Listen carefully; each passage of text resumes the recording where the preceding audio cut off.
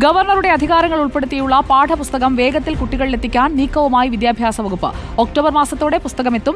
Indian ജനാധിപത്യത്തെക്കുറിച്ചുള്ള ചാപ്റ്ററിലാകും ഗവർണറുടെ അധികാരങ്ങൾ ഉൾപ്പെടുത്തുക. ഭരണഘടനാപരമായി ഗവർണർ എങ്ങനെയാണ് പ്രവർത്തിക്കേണ്ടതെന്നതായിരിക്കും പാഠഭാഗത്തിൽ ഉണ്ടാവുക. കുട്ടികൾക്കുള്ള ചർച്ചാ സൂചകങ്ങളായിട്ടായിരിക്കും ഇത് നൽകുക.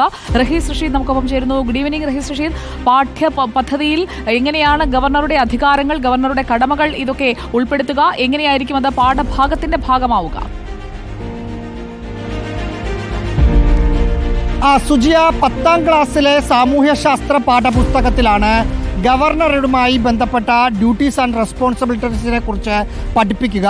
അതിൽ ഇന്ത്യൻ ജനാധിപത്യം എന്ന് പറയുന്ന ഭാഗത്താണ് ഗവർണറുടെ ചുമതലകൾ എന്താണ് എന്ന കാര്യം പറയാനാണ് സർക്കാർ ഉദ്ദേശിക്കുന്നത്. അതിനകത്ത് ഗവർണറുടെ ഒരു ചുമതലകൾ എന്താണ്, അതായത് ഉദാഹരണമായി പറഞ്ഞാൽ സർക്കാരിന് സത്യപ്രതിജ്ഞ ചെയ്യുന്നതിനുള്ള അധികാരം, ഹൈക്കോടതി ചീഫ് ജസ്റ്റിസിനെ സത്യപ്രതിജ്ഞ ചെയ്യുന്നതിനുള്ള അധികാരം, നയപ്രഖ്യാപന പ്രസംഗം നിയമസഭ തുടങ്ങുന്ന സമയത്ത് നടത്തേണ്ടത് ഗവർണറാണ് എന്ന അടിസ്ഥാന കാര്യങ്ങൾ അതിനകത്തുണ്ടാകും.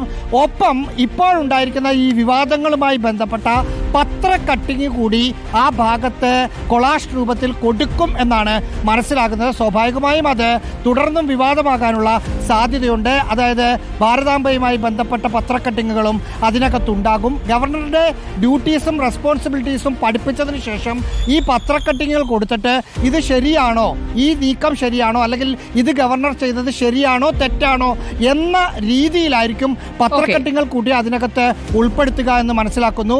ഇതിന്റെ കരട് SCERT തയ്യാറാക്കി ഒക്ടോബറിലായിരിക്കും കുട്ടികളുടെ അടുത്തേക്ക് ഈ പാഠപുസ്തകം അല്ലെങ്കിൽ ഈ ചാപ്റ്റർ അധ്യാപകർ എടുക്കുന്നത്. ഒക്ടോബർ മാസത്തിലായിരിക്കും. Okay, thank you Rahees Rasheed. ഏറ്റവും പുതിയ അപ്ഡേറ്റ് ആണ് റഹീസ് തന്നത്.